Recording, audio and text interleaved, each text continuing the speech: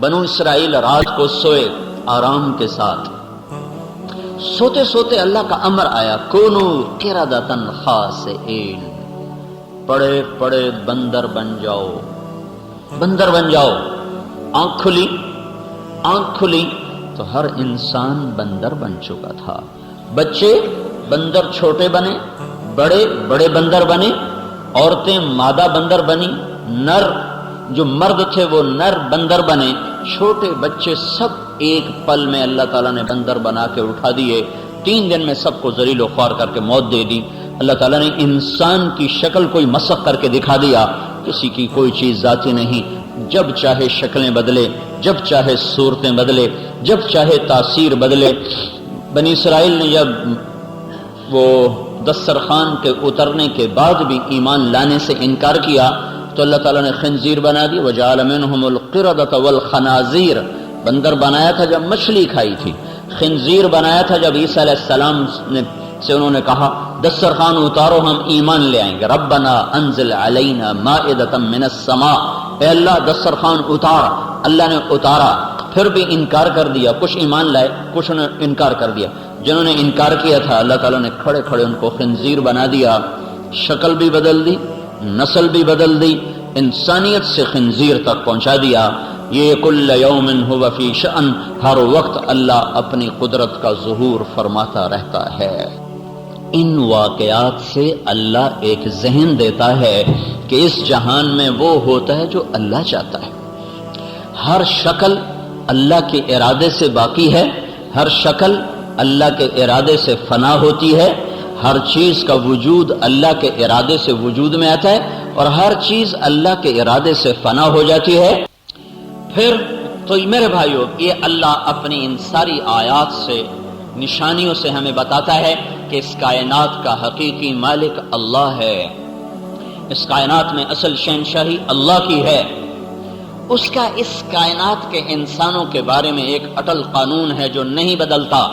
فَلَن تَجِدَ لِسُنَّةِ اللَّهِ تَبْدِيلًا وَلَن تَجِدَ لِسُنَّةِ اللَّهِ تَحْوِيلًا سُنَّةَ اللَّهِ الَّتِي قَدْ خَلَتْ فِي عِبَادِهِ، میرے اللہ کا ایک قانون ہے، ایک طریقہ ہے، ایک سنت ہے جو ہمیشہ سے ہے، آج بھی ہے، آئندہ بھی رہے گا۔ جب لوگ فرمانبردار ہوتے ہیں اللہ زمین آسمان کی گردش ان کے حق میں کر دیتا ہے، جب لوگ نافرمان ہوتے ہیں اللہ تعالیٰ زمین آسمان کے تیور بدل دیتا ہے اور بلائیں منہ کھول لیتی ہیں، آفات جھپٹ پڑتی ہیں اور موت حملہ آور ہوتی ہے اور مصیبتیں حملہ آور ہوتی ہیں، بیماریاں حملہ آور ہوتی ہیں، آپس میں جنگ و جدال کے منظر قائم ہو جاتے ہیں، محبتیں روٹھ جاتی ہیں، نفرتوں کی آگ بھڑکنے لگتی ہے، کبھی قحط پکڑتا ہے، کبھی ظالم بادشاہ آتے ہیں، کبھی بددیانت حکومتیں آتی ہیں اور کبھی ظلم و ستم کے بازار گرم ہو جاتے ہیں، کبھی آپس کی لڑائیوں سے، کبھی آسمان کی آفتوں سے، کبھی زمین کے زلزلوں سے، کبھی پتھر کی بارش سے، کبھی ہواؤں کے جھونکوں سے، کبھی آسمان کے پانی سے، کبھی زمین کے پانی سے، کبھی فرشتے کی چیخ سے۔ یہ میرے رب کے لشکر ہیں جو ہمارے خلاف استعمال کرتا ہے جب انسان اللہ کے نافرمان ہوتے ہیں۔ اس وقت ساری دنیا کی انسانیت تباہی کے دہانے پر پہنچ چکی ہے، ساری دنیا ایک ایسی کشتی پر سوار ہے جس کے پیندے میں 100 چھید ہو چکے ہیں۔ یہ وہ مسافر ہیں جن کی کشتی کا ایک ایک تختہ ٹوٹ چکا ہے اور یہ کشتی ڈوبنے پر ہے، اس کے بادبان پھٹ چکے، اس کے پیندے میں سوراخ ہو چکے، اس کے ناخدا بے بس ہو چکے ہیں۔ اس وقت اللہ تعالیٰ اپنی کھلی نشانیوں کے ساتھ اپنے بندوں کو سمجھا بھی رہا ہے، بتا بھی رہا ہے۔ اس دھرتی پر جب نافرمانی انتہا پر چلی جائے، جب زنا کے بازار گرم ہو جائیں، جب سود اور شراب عام ہو جائے، جب ناچ و گانا عام ہو جائے، جب ماں باپ کی نافرمانی گھر گھر میں ڈیرے ڈال لے، جب گانے کی محفلیں گھر گھر میں ہونے لگ جائیں اور جب سود کی سربہ فلک عمارتیں کھڑی ہو جائیں اور جب علماء کے قدم بادشاہوں کی طرف اٹھنے لگ جائیں، انہیں اللہ کی طرف بڑھنے کے بجائے ان کے قدم بادشاہوں کی طرف اٹھنے لگیں، اور جب تاجر اور مالدار لوگ زکوٰۃ دینے سے منکر ہو جائیں، انکار کر دیں، جب سارا بازار بددیانتی کی بھیڑ چڑھ جائے، جب سارے بازار کا ترازو ٹیڑھا ہو جائے، لیتے ہوئے اور پیمانہ، دیتے ہوئے اور پیمانہ، جب ہر آدمی وعدے سے پھرنے والا بن جائے، اوروں کے پیسے۔ ایک دفعہ آپ مسجد میں تشریف فرما ہے تو آپ نے ایسے سر پہ ہاتھ مارا، فرمایا ما انزل التشدید، جدھر جنازے پڑے جاتے تھے وہاں آپ بیٹھے تھے، صحابہ کا ایک مجمع بیٹھا تھا، آپ نے کہا اوف اوف اوف کتنا سخت حکم آیا ہے، کتنا سخت حکم آیا ہے، لیکن کسی کو جرت نہیں پوچھنے کی کہ کیا حکم آیا ہے۔ ایک دن گزر گیا تو عبداللہ رضی اللہ تعالیٰ نے عرض کرنے لگے یا رسول اللہ کیا سخت حکم آیا ہے؟ تو آپ نے فرمایا جو کسی کے پیسے کھا کے شہید ہو کے بھی مرا تو اللہ تعالیٰ کے ہاں اس کی بخشش کوئی نہ ہوگی،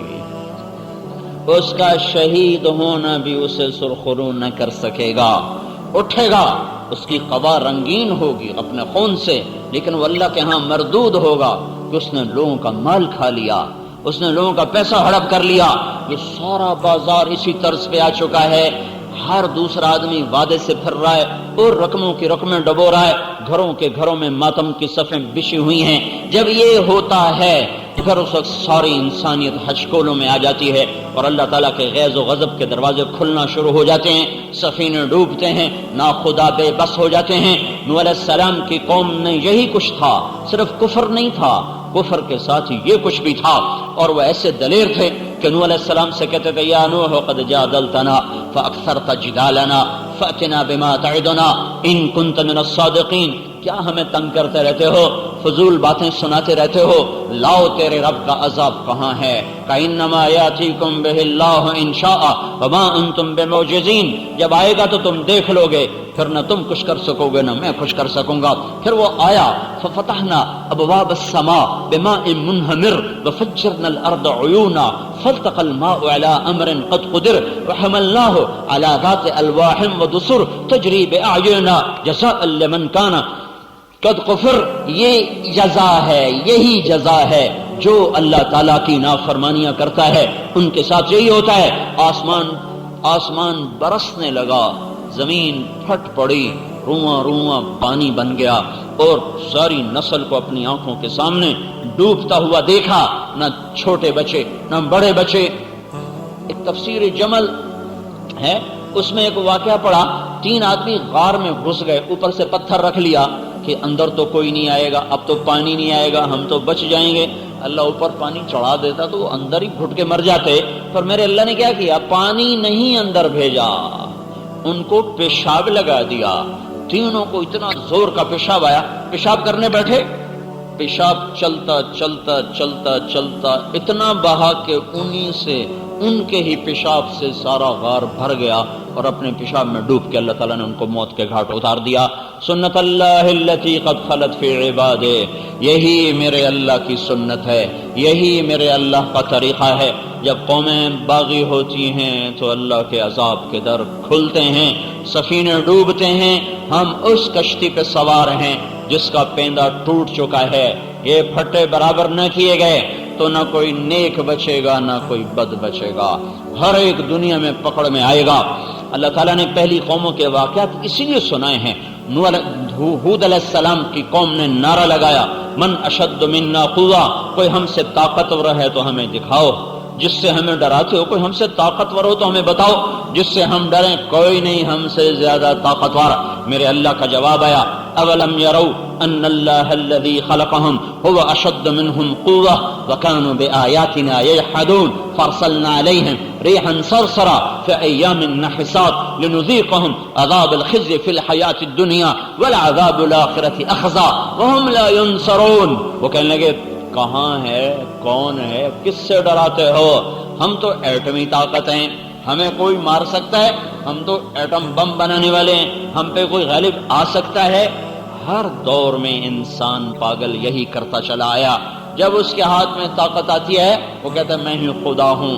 آج ایٹمی طاقتیں جو خدائی کے دعوے کر رہی ہیں یہ آج کی کہانی نہیں، پرانی کہانی ہے، اور یہ ٹوٹیں گے، یہ بھی کوئی نئی کہانی نہیں ہے، یہ بھی پرانی ہی داستان ہے۔ جیسے ہر زمانے کے فرعونوں کو اللہ نے پکڑا، ان فرعونوں کے پکڑے جانے کا وقت آ چکا ہے۔ جیسے ہر زمانے کی ایٹمی طاقتیں جو وہ اللہ کو انہوں نے للکارا اور اللہ تعالیٰ نے پھر ان کو کھلی آنکھوں سے لوگوں کے سامنے عبرت کا نشان بنایا، یہ آج بھی ہوگا اور ہونے کا وقت آ چکا ہے۔ جب اللہ تعالیٰ کی مہلت کا دروازہ بند ہوتا ہے پھر بساط بس لپٹنا ہوتی ہے، پھر اس کے بعد دیر کوئی نہیں ہوتی، سارے گھر میں سارے کمروں میں تانے بانے مکڑی نے بن دیے، ادھر جالا ادھر جالا ادھر جالا ادھر جالا، صرف یوں ایک جھاڑو اٹھا کر صاف کرنے کی دیر ہے، ایک جھاڑو ادھر پھرے گا ایک ادھر پھرے گا، چھت صاف ہو جائے گی، نہ مکڑیاں رہیں گی نہ جالے رہیں گے۔ دیر اتنی ہے کہ ایک جھاڑو پھیر دیا جائے، وہ جھاڑو پھرنے کا وقت آ چکا ہے۔ یہ بے حیا معاشرہ ہے، اس کے زندہ رہنے کی کوئی آس نہیں ہے۔ جیسے لا علاج مریض کو ہسپتال میں لے جاتے ہیں تو ڈاکٹر کہتے ہیں لا علاج ہے، بس آپ اس کو گھر لے جائیں، جو اس کے زندگی کے دن ہیں وہ گن لے، اس کو اس کے گھر والوں سے ملا دو، بس یہ مرنے کے قریب ہے۔ جب معاشرہ بے حیا ہو جاتا ہے تو اس کا ایک علاج ہے کہ وہ توبہ کریں، وہ توبہ کریں اور وہ اللہ کے سامنے جھک